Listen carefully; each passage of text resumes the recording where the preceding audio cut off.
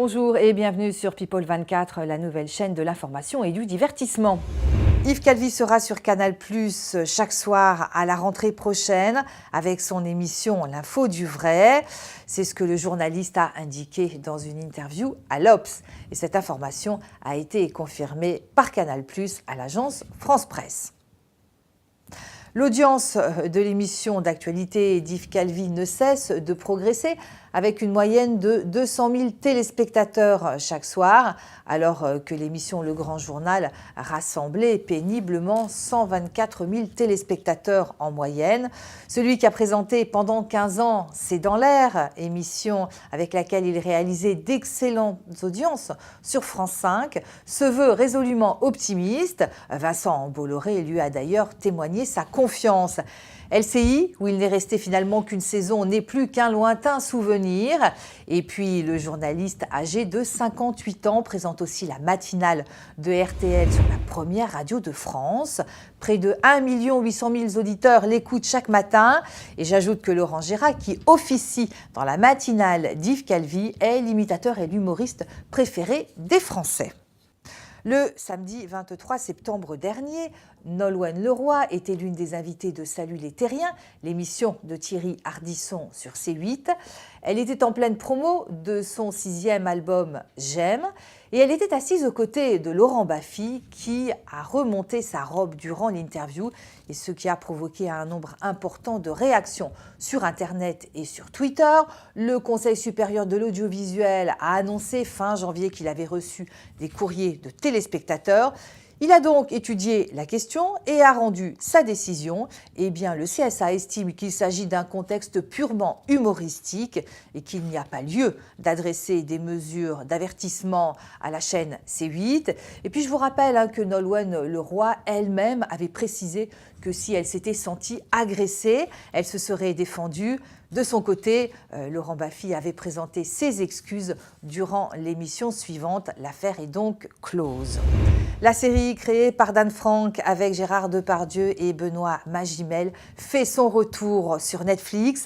La 2e saison, qui comprend 8 épisodes de 52 minutes, a été tournée au printemps dernier. On retrouve donc Gérard Depardieu dans le rôle de Robert Tarot et Benoît Magimel dans celui de Lucas Torres.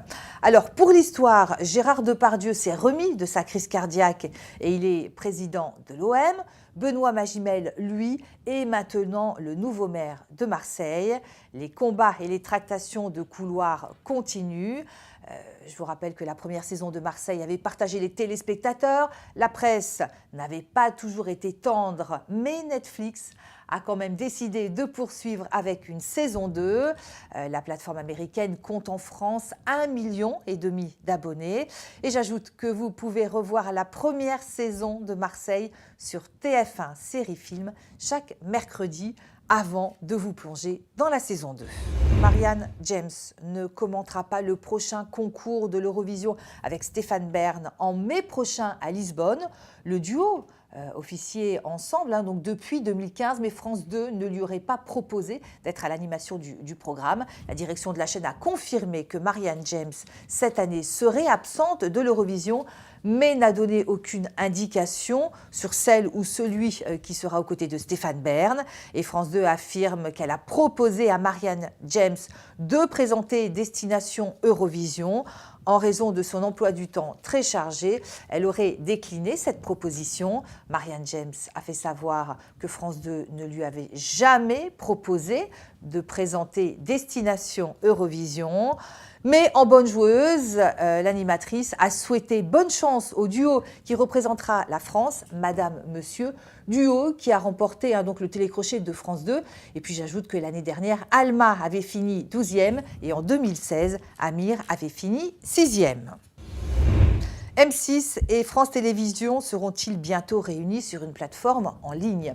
Nicolas de Tavernost, le président du groupe M6, serait partant pour créer une plateforme en ligne qui regrouperait les contenus de sa chaîne et les contenus des chaînes publiques. Une idée qui ne déplairait pas non plus à Delphine Ernotte, la patronne de France Télévisions. Dans un entretien au Figaro, Nicolas de Tavernost explique qu'il pourrait envisager de regrouper MyTF1, France.tv et Sisplay sous une seule et même marque et un même portail. Alors il pourrait d'ailleurs rencontrer les équipes de France Télévisions afin d'en discuter. Un portail commun, ce serait un plus pour le téléspectateur et pour les chaînes. Les programmes seraient bien plus visibles et cela permettrait aux chaînes d'avoir plus de recettes publicitaires. Delphine Ernotte, il y a quelques mois, avait elle aussi lancé cette idée de plateforme. En attendant, France Télévisions travaille sur le lancement d'une plateforme de vidéo à la demande. Elle comprendrait les créations de France Télévisions, mais pas seulement. Affaire à suivre donc. Merci de nous avoir suivis. Tout de suite, d'autres informations sur People 24.